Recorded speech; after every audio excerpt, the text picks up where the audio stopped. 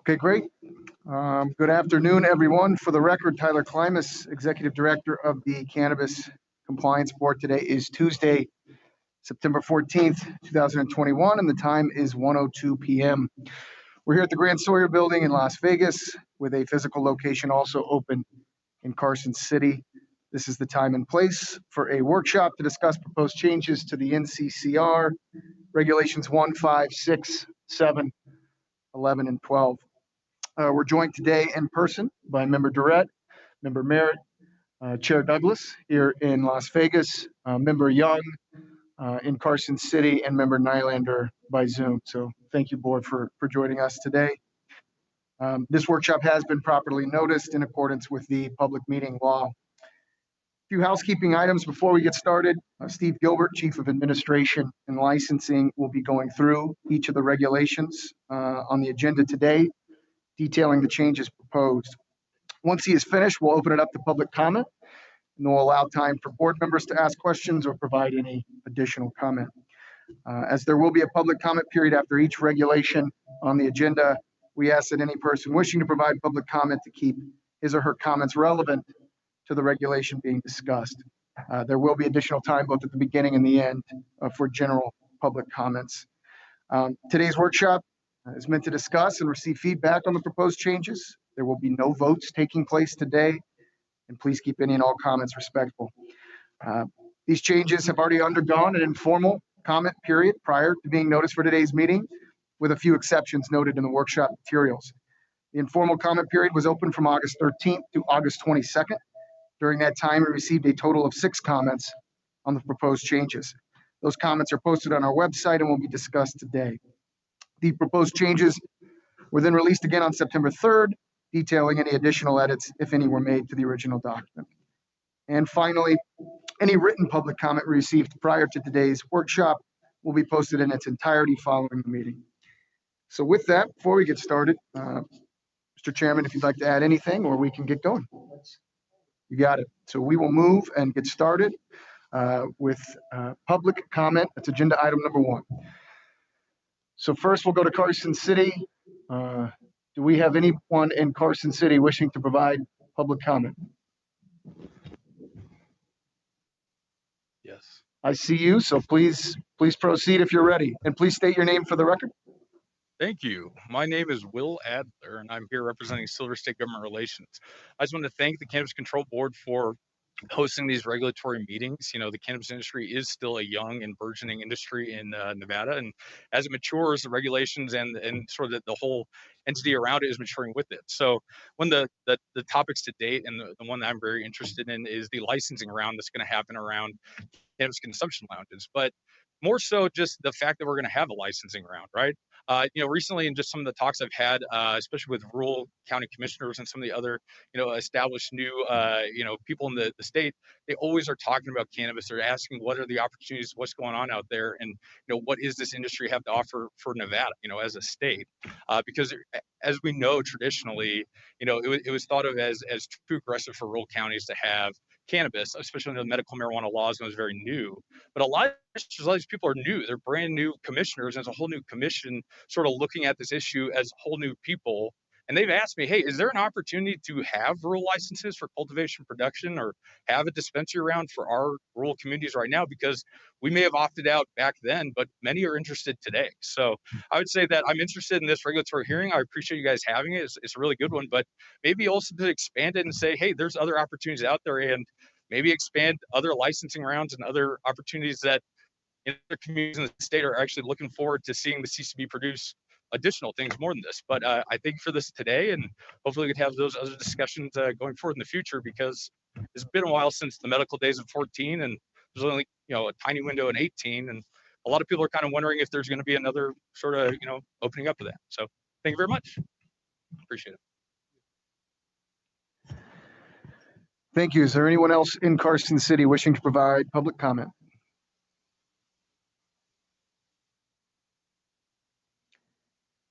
Okay, great, seeing none.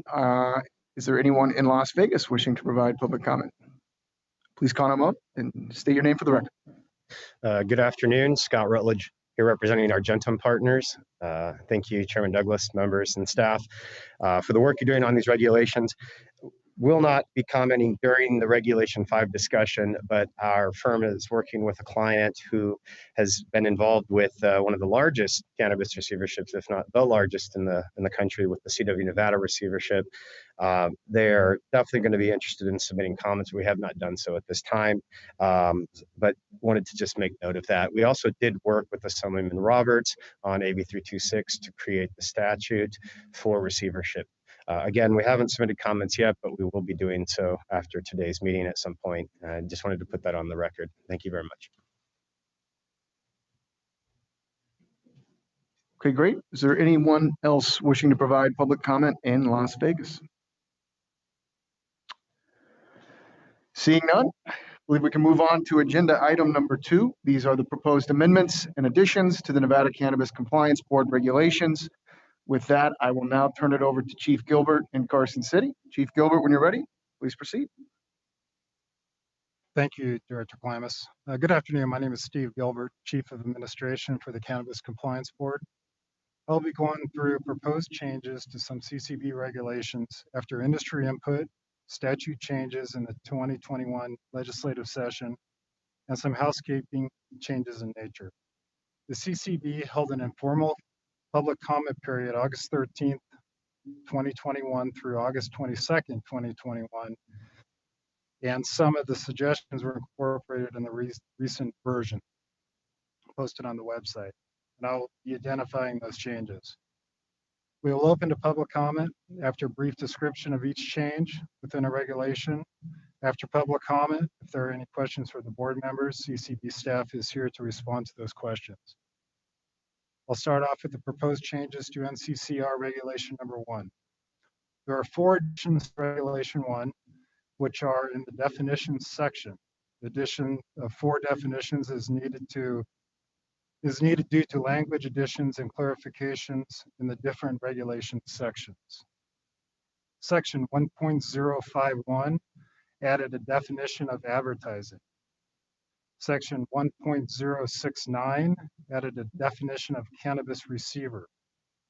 Section 1.081 added a definition of derived.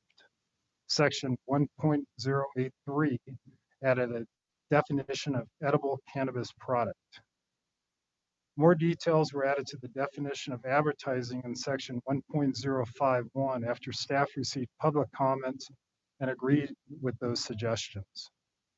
Now we will open to public comment. Please come to the podium if you wish to make a public comment concerning NCCR 1.051, 1.069, 1.081, or 1.083.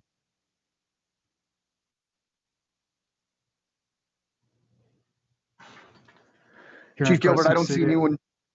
Yeah, I don't see anyone here in Las Vegas wishing to provide comment. And the same here in Carson City. Does any member of the board have any questions as to NCCR 1.051, 1.069, 1.081, or 1.08?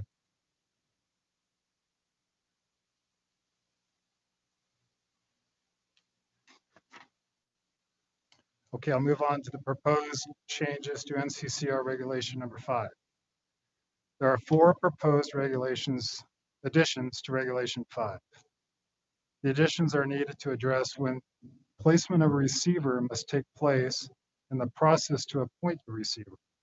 Assembly Bill 326, adopted at the 2021 legislative session, requires the board to prescribe procedures and requirements for cannabis receivers. And additionally, the Cannabis Compliance Board has dealt with a couple of different situations regarding receivers and the placement of the receivers in the last probably 6 months to a year. The first section is section 5.150. It added cannabis receiver to the agent card categories. Section 5.170 added language addressing what a cannabis establishment licensee must do if an owner passes away or is incapacitated. Section 5.175 covers the placement and appointment of a cannabis receiver. Section 5.180 covers the application and requirements for a cannabis receiver. Section 5.190 covers the duties and responsibilities of a cannabis receiver.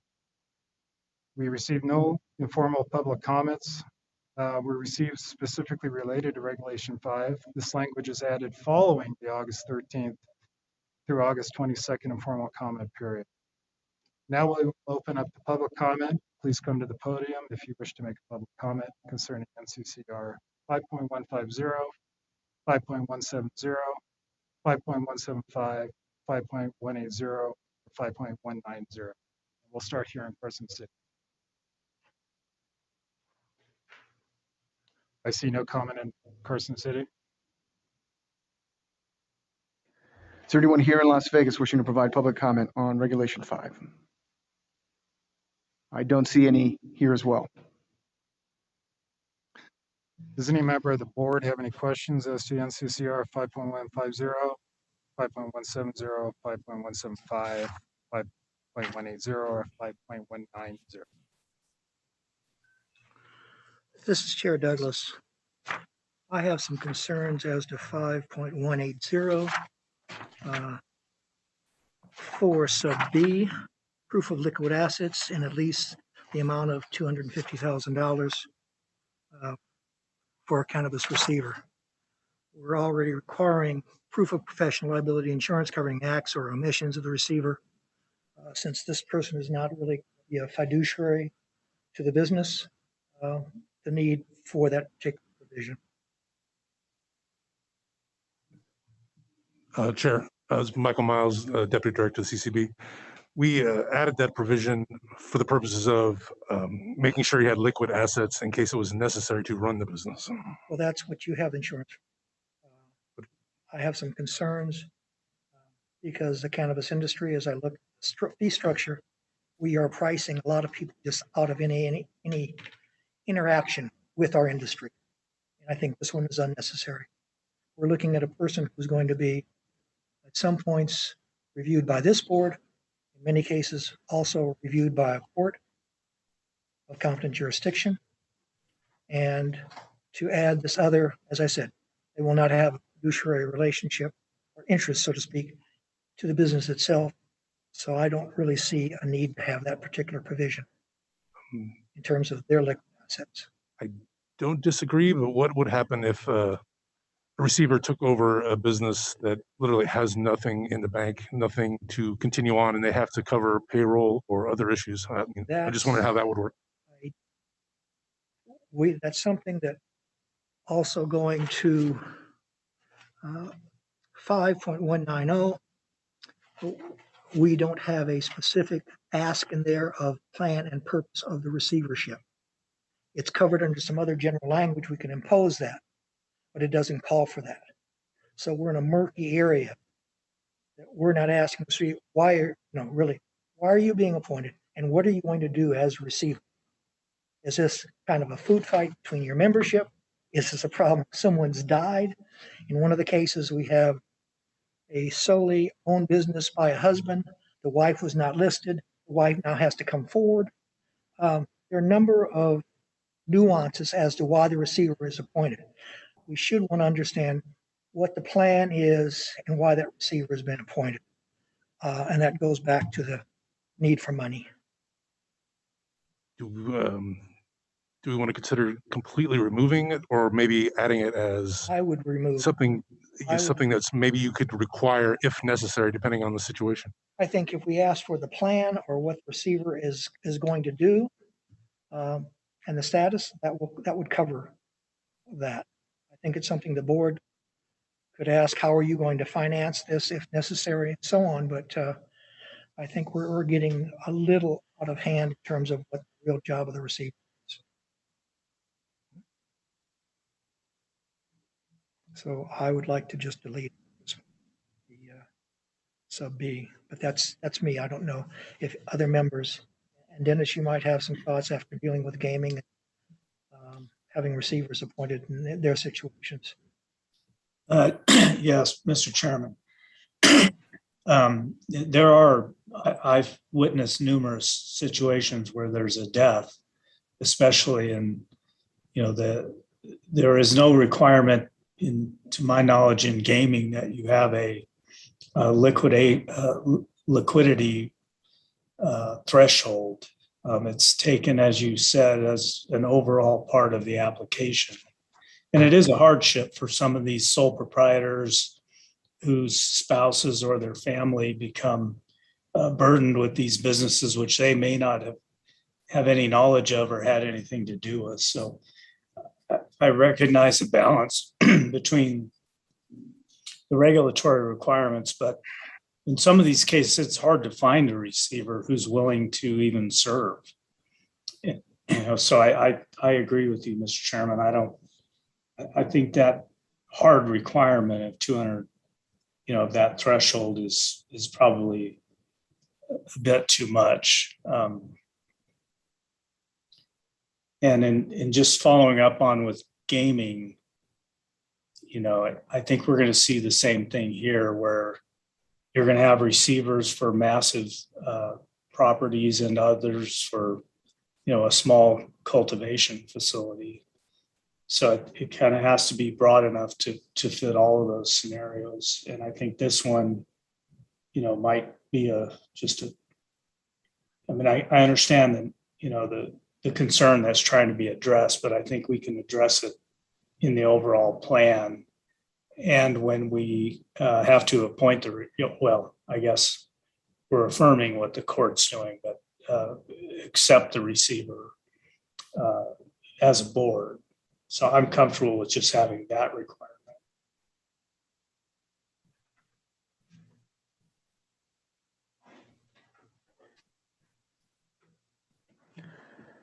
Great. Do we have any other comments from members of the board on Regulation 5? I have a question and possibly a comment.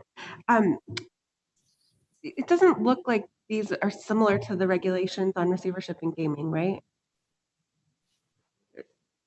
So, Member Durrett, I can answer that, and potentially our counsel, Chris, can help. We drafted this in conjunction with our counsel from the AG's office. Chris, I don't know if you have any insight onto what we used as a basis. I think most importantly, given the past situations in the last actually few weeks at the board, as it kind of necessitated us to move maybe a little bit more quickly with these. And this is a starting point, right? And this is something we can put into the regulations and then manipulate from that point on, or add to at that point. But the reason we put these on today without the informal comment was just given the recent situations that this board has been dealing with. But Chris, hopefully I gave you enough time to get together instead of putting you on the spot here, but you can talk about kind of the basis of the language.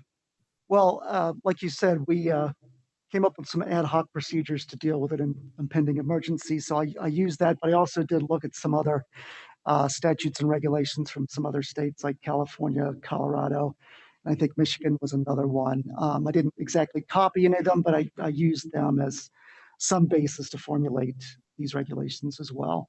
And they were particularly for the cannabis industry. So those were some of the sources I used to draft some of these. And then I was just going to add, I think it's under 5.190, the additional cannabis receiver duties. I was thinking maybe you should add a catch-all, something like, and anything else, and any other provisions the board deems necessary. So we could ask for something in addition if we needed to. I think that's a good idea. Thanks. And Mr. Chairman, this is Dennis. I had a question maybe for Tyler. The last receiver we approved, he had extensive experience generally as a receiver, but specifically he had cannabis experience. Has he seen these and provided any comments? Member Nylander, Tyler, for the record, it's a great question. I do not know the answer to that, but that is something that is some feedback that we can solicit. Certainly he was on, the public notices, but we did not receive anything back, but happy to reach out to him specifically and get that feedback. Yeah, so he has counsel. We can send these to his counsel as well. That's another thing we can do. Okay, yeah, whatever you guys think is best. But I would like to get his comments through his counsel because he's been through this drill in a bunch of other industries. And, I don't want to put any burden on him. I don't want it to sound like we're requiring to do something. We're just, asking for his input. I think it would be helpful for us. I agree, and we'll go ahead and do that. Yeah, just, a phone call or something. I don't want to send him a notice saying you have to, because he's under our jurisdiction right now. I don't want it to sound like we're forcing him to do it. So, but I would like, if he's willing, I would like to have his input on these this part of the draft regulation.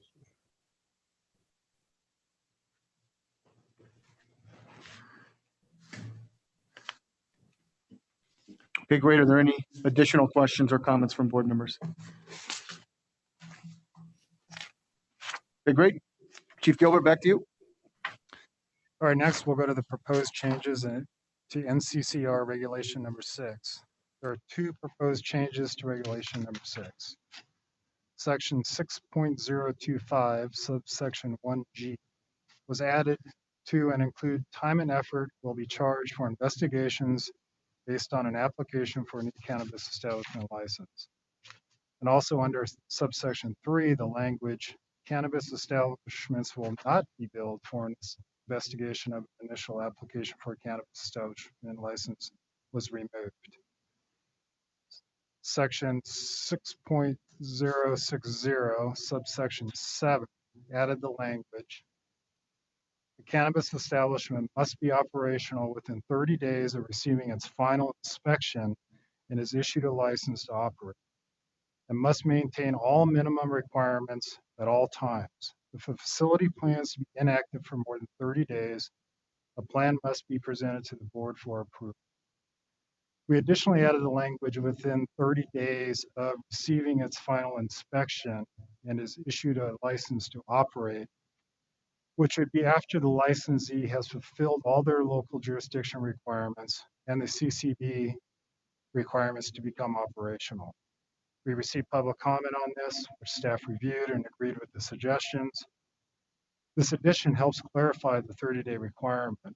The 30-day requirement is outside of the 12-month requirement that is under the conditional status. This is after the CCB has done a final inspection, reviewed all the standard operating procedures, reviewed all the local jurisdiction requirements, and have issued a final license to the licensee to operate. We expect the 30 days to become operational is reasonable. Now we will open to public comment. Please come to the podium if you wish to make a public comment concerning NCCR 6.025 and 6.060. And we'll start here in Carson City. Anybody wishing to have public comment? I see none here in Carson City. Do we have anyone in Las Vegas wishing to provide public comment? I don't see any down here. Does any member of the board have any questions to NCCR 6.025, 6.060?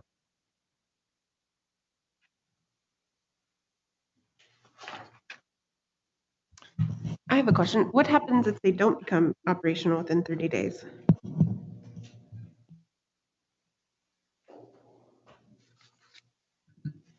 If they don't become operational, I think we'll revert them to a conditional license status.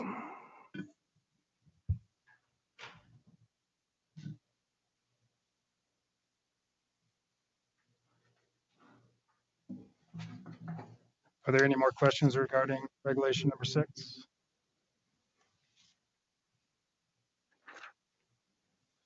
Okay, I'll move on to proposed changes in NCCR regulation number 7. There is one change to regulation number 7. Section 7.060 is a new section and was added due to the passage of Senate Bill 168 and addresses curbside operations at cannabis sales facilities. The original proposed language added that facilities must ensure no minors under 21 years of age are in the vehicle during pickup.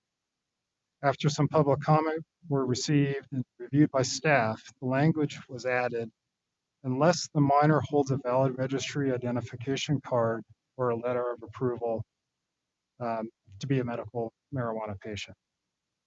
We received 2 public comments regarding the addition of 7.060, and both included concerns regarding medical marijuana patient card holders, which staff reviewed and the addition was made.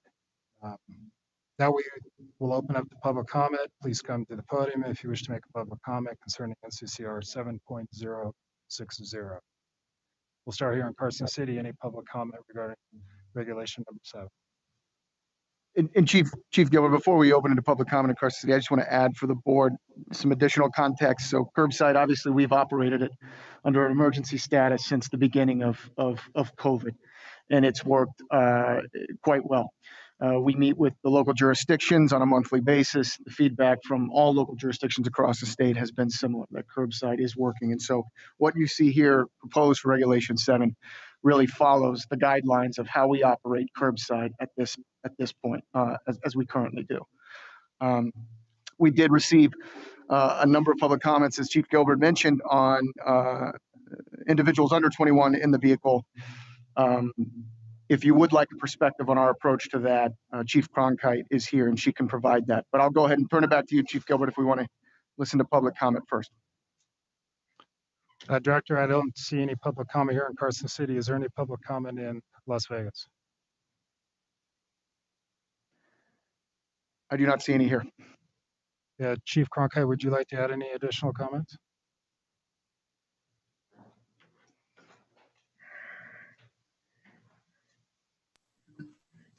Good afternoon. Thank you, Chief Gilbert and Chair and members of the board. I'm Kara Cronkite for the record, Chief of Inspection and Audit.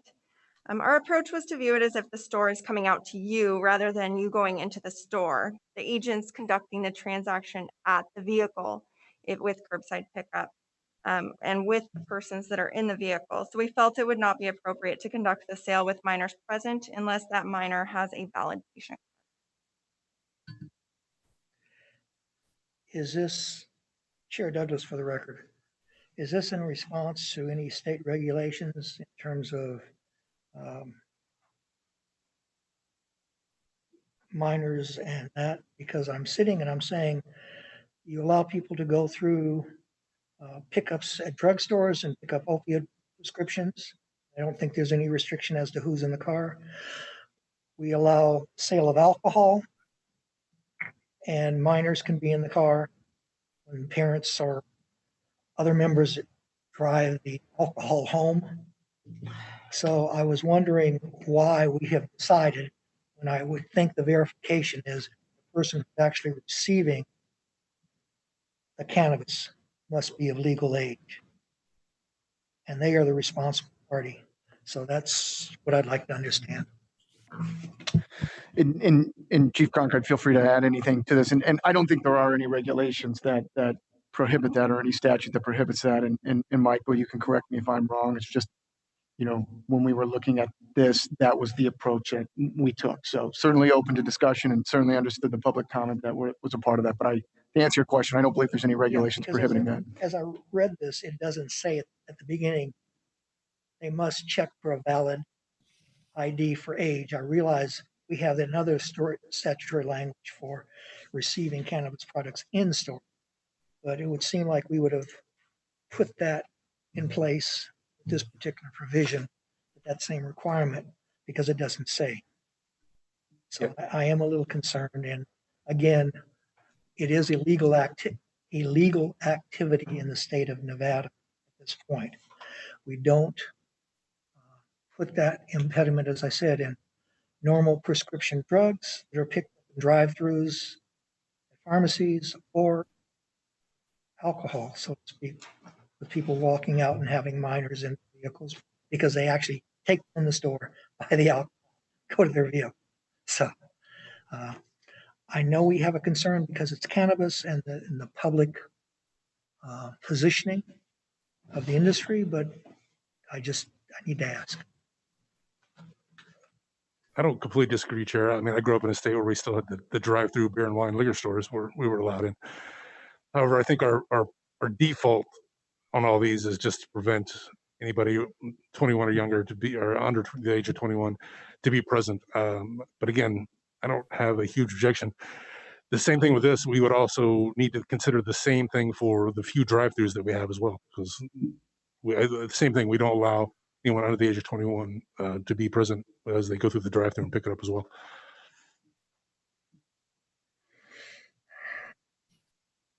Other board members wish to weigh in on this one way or the other? Mr. Chairman, this is Dennis. During your experience so far as the industry, has this created a problem? Because this has been, it appears just a practice for the agents in the field watching this. Has the industry raised concerns about minors being either in the drive-through or in the curbside? I have not heard anything from, or any complaints from any licensees about that issue as of yet. And I would add one other thing. I think also the reason that this is our default statement is because of the Cole memo from the Justice Department. Is one of their key things is preventing the dissemination of cannabis to minors. So I think that's why it just automatically gets added every time we consider anything with the dissemination of cannabis. Yeah, and just a broader question, and this goes to the, later on, we have the labeling and advertising regulation, but in this particular regulation, we use the word minors under the age of, under 21 years of age. But I looked back and I don't see, because in the other later regulation, we use the word children. And I don't see a definition of either in our regulations, although I know there's a broader definition in the NRS of minor.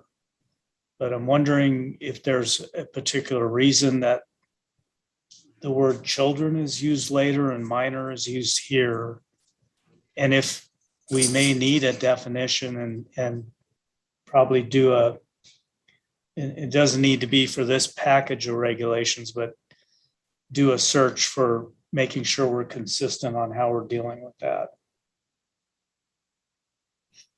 So And maybe there is a, effort.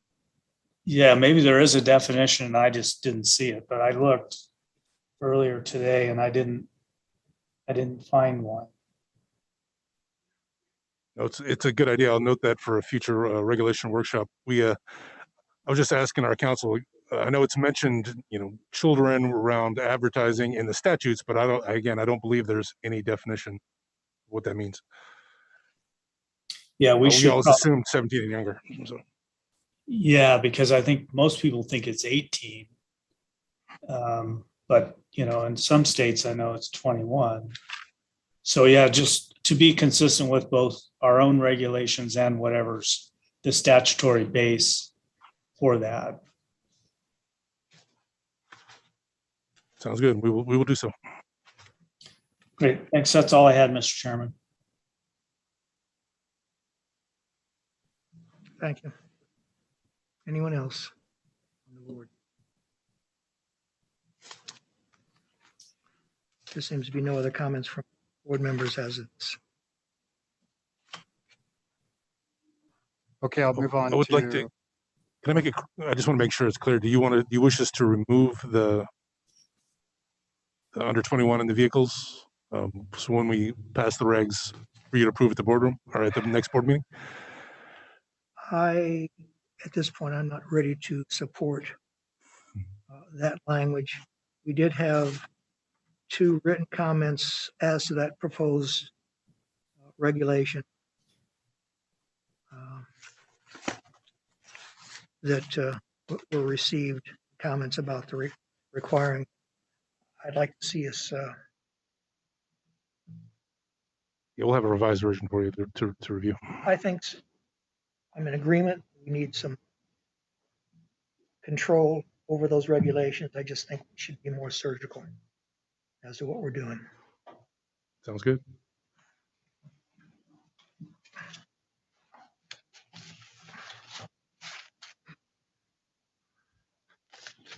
Okay, if there's no more questions, I'll move on to the proposed changes to NCCR regulation number 11.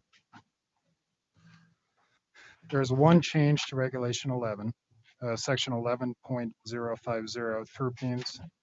Terpenes were removed from the testing requirements for extracts of cannabis, both solvent and non-solvent, edible cannabis, liquid cannabis, and topical cannabis. This change is necessary because of the changes in labeling requirements in Regulation 12.035, which makes the labeling requirements optional for terpenes in these type of products. So if it's optional on the label for these type of products, the testing requirement should be optional also, which is the reason why the change was made. We received public comments on this and which staff reviewed and agreed with the suggestions. Now we will open it up for public comment. Please come to the podium if you wish to make public comment concerning NCCR 11.050. We'll start here in Carson City. Any public comment on regulation number 11? I see no public comment here in Carson City. How about in Las Vegas? Any public comment on regulation number 11? I don't see any here. Does any member of the board have any questions as to NCCR 11.050? Yeah, maybe this is Member Nylander. Maybe Dr. Young can decipher this for me, but I have no idea what a terpene analysis is. I actually don't know any of these things other than the fungus part. I know that. Member Nylander, this is Tyler for the record. We've got Chief Cronkite here, and she knows more than all of us, so maybe she can talk about terpenes for you. Good afternoon, Kara Cronkite for the record.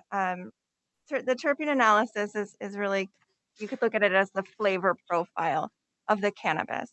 And the reason that it's not completely necessary always with extracts and edibles is that when you extract the THC out of the cannabis, a lot of times you don't get those terpenes to come along with the oil.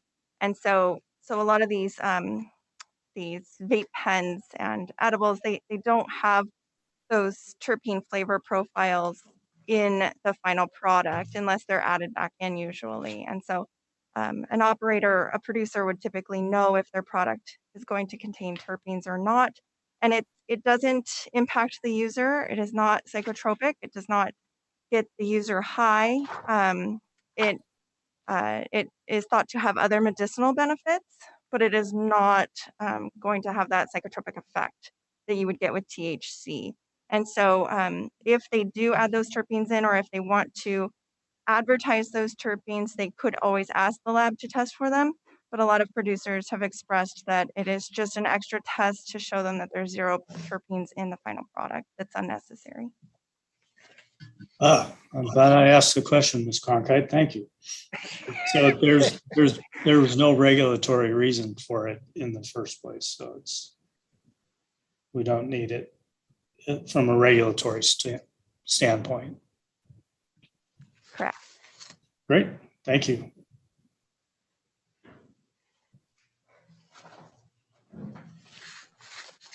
Any additional questions from the board on regulation number 11?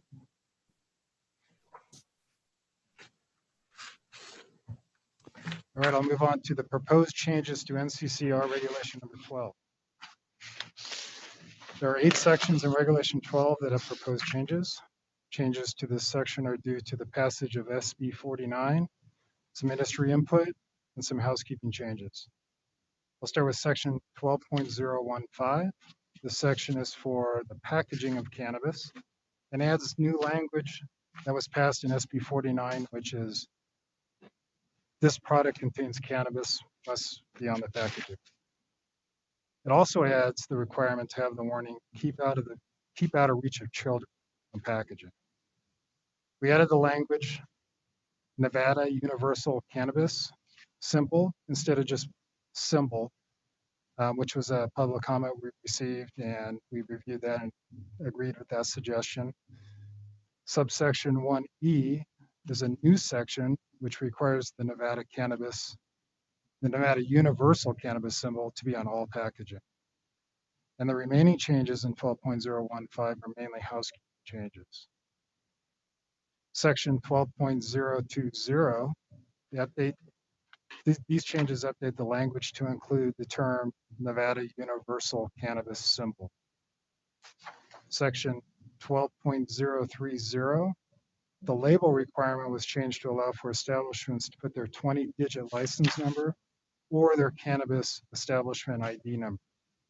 This allows for space saving on the label, which industry desires, and still allows the CCB to track products back to the licensee through the metric C2cell tracking system. Also in subsection 1, language was added to allow for cultivation facilities to securely affix labels or include with the packaging of cannabis product. We received multiple public comments regarding this topic and reviewed those, and a lot of those comments were in support of our proposed changes. And the remaining changes in 12.030 are mainly housekeeping changes. Section 12.035, this section was changed to allow for production establishments to put their 20-digit license number or their cannabis establishment ID on the label, and to securely affix a label or include the label with the package. And the remaining changes in 12.030 are mainly housekeeping changes. Section 12.040, language was added to include a cannabis sales facility may securely affix a label or include with the package or container of usable cannabis. Also, we removed the requirement in subsection 1E that required the date sold to be on the label. This requirement is satisfied with the date that is printed on the customer sales receipt, and we received public comment on this, which staff reviewed and agreed with the suggestion and made that change. The remaining changes in 12.030 are mainly housekeeping changes. Section 12.045, in subsection 1, clarifying language was added that a sales facility must affix a label or include with cannabis products that are sold, if not already, on the container or packaging. Labels for edible cannabis products must still be affixed to the package. This section was updated based on public comment. It helps clarify the label requirements. Subsection 1S, the date the cannabis was sold was removed as it was in section 12.040. The remaining changes to 12.045 are mainly housekeeping changes. Section 12.050, the proposed changes in 12.050 are mainly housekeeping changes. Section 12.070 is a new section outlining requirements for advertising of cannabis. It also includes the new language from Assembly Bill 326, requiring the name and identification of the licensee doing the advertising. The name of the licensee and the identification must be on all advertising. Now we will open to public comment. Please come to the podium if you wish to make a public comment concerning NCCR 12.015, 12.020, 12.030, 12.035, 12.040, 12.045, 12.050, 12.070. Any public comment here in Carson City?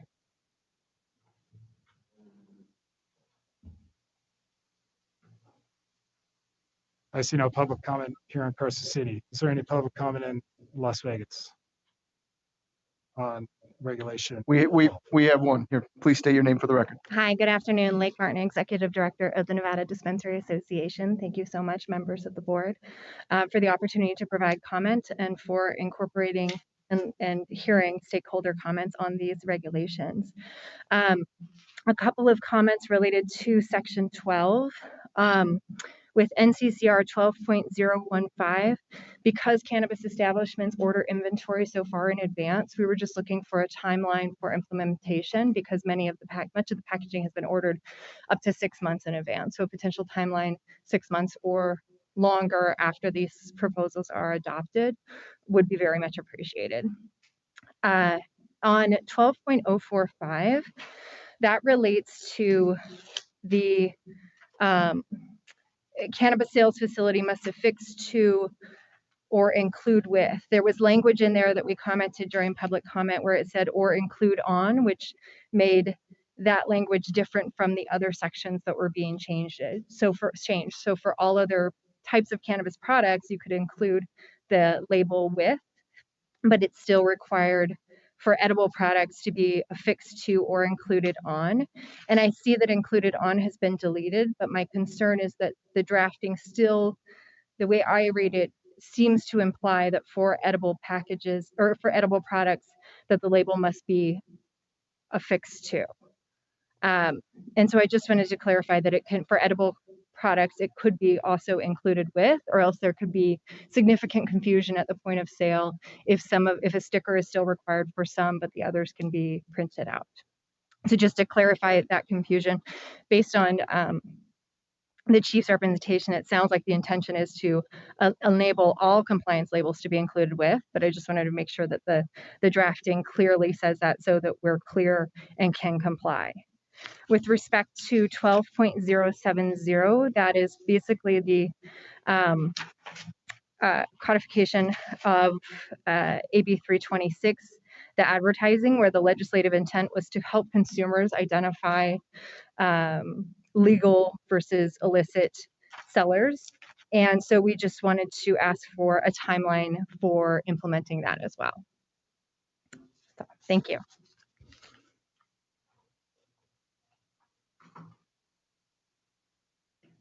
Thank you. Do we have any other public comment in Las Vegas? I see none. Does any member of the board have any questions as to NCCR 12, the sections that we reviewed? I am wondering, I saw somewhere in public comment the mention that maybe including on production items that don't need produced on, final testing date, and packaged on date. I'm thinking Ms. Cronkite probably disagrees, and I'd just like to hear why, or if she has any thoughts on that. On it's the labeling requirements under 12.045, section 2, the final, the packaged on date, produced on date. The public comment was basically saying people don't really use that information or need it. Understood. Chief Cronkite for the record. So the produced on date is relevant because there are shelf life timeframes for those products. So that's why we would like to see that on there. The final testing date is when I guess I'm not really married to that staying on the label. I'm fine either way. And then packaged on, same thing. It's just more user information. It's what you would typically see with a food item. Obviously not tested on because they don't test food items, but packaged on is on your typical food labels. But yeah, I'm open to recommendations from the board for those two. However, produced on I feel is very important. The final testing date is helpful for regulators as we can look at the lab results very easily. We can pull a product off the shelf and say, let me see this lab result and compare it and make sure that it all matches. So it's helpful, but there are other ways for us to achieve that if needed. I guess if we get more feedback on that, then I'd like to see it removed, because if it's just, I don't want to go in and tinker with our labeling requirements and then have to have everybody reproduce all of their labels if it doesn't matter much either way. So if we hear more feedback before the next meeting that yes, we would love to remove produce or the dates that don't matter as much. The let's see, the final testing date you said and the packaged on date. So if we hear more feedback, then and so hopefully maybe Nevada Dispensary Association could get some feedback on that. And then my other question, I guess, just would be to back up the comments on making sure that there's a timeline for changes in packaging and labeling and advertising and changes to advertising, like a 6 months or something like that. And then, yeah, thanks. And I can, well, Michael, I'll steal your thunder, but that is something that we will issue through written guidance, right? It won't be in the regulations, but certainly understand it was quite a few feedback on the time it would take to get through packaging and labeling and any kind of compliance with advertising. But Michael, go ahead. And that was always the plan, is to give a certain amount of time to go through that. Other board members have comments as to this?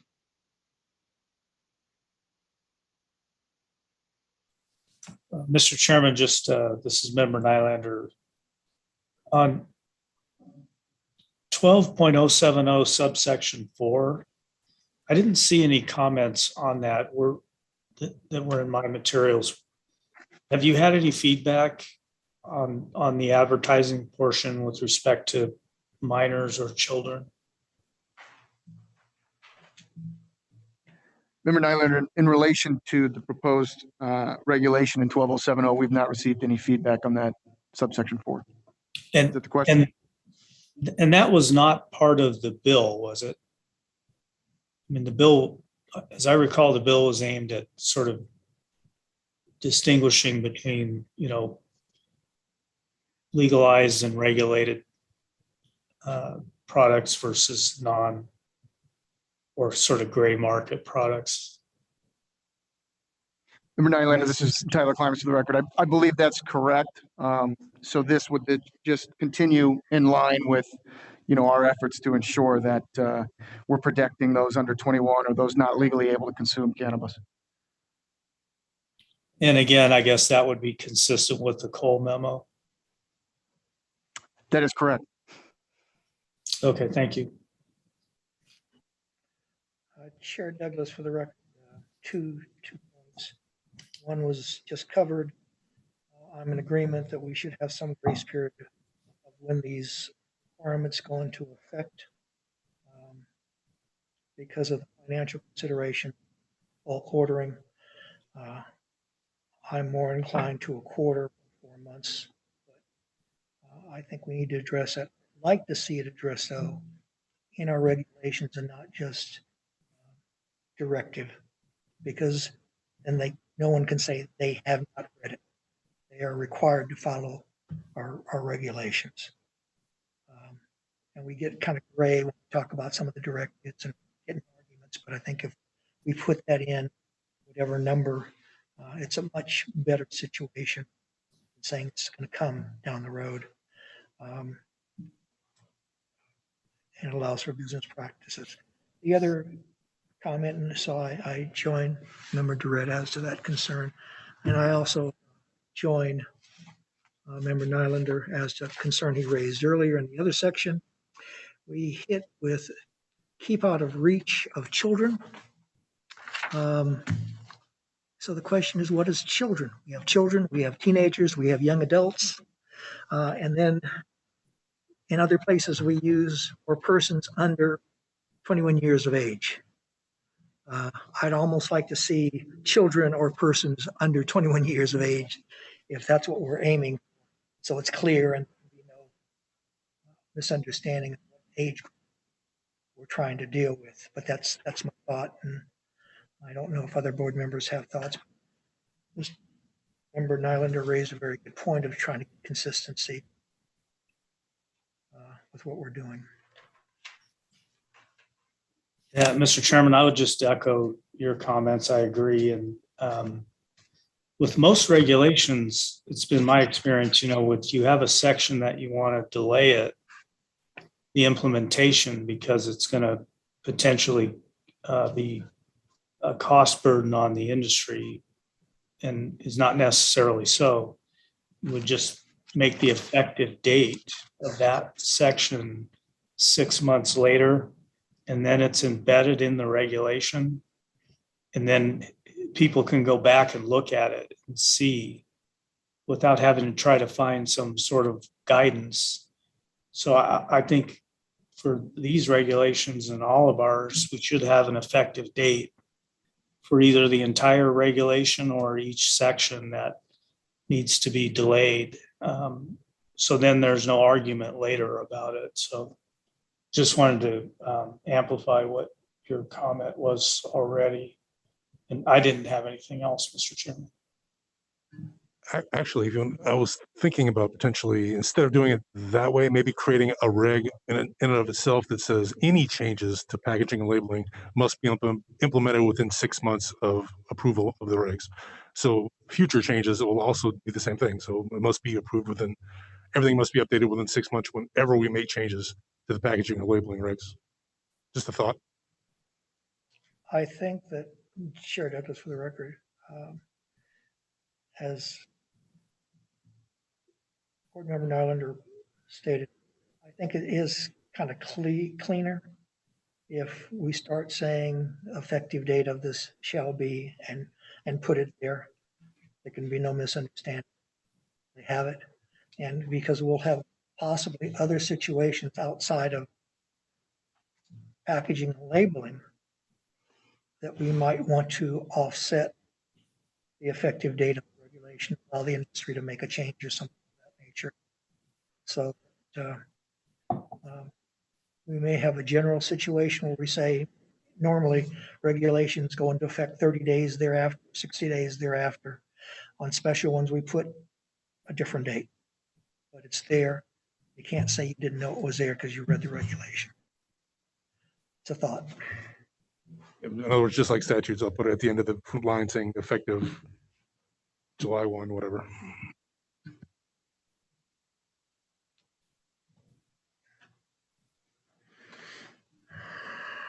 Great. Do we have any other questions from members of the board for Regulation 12?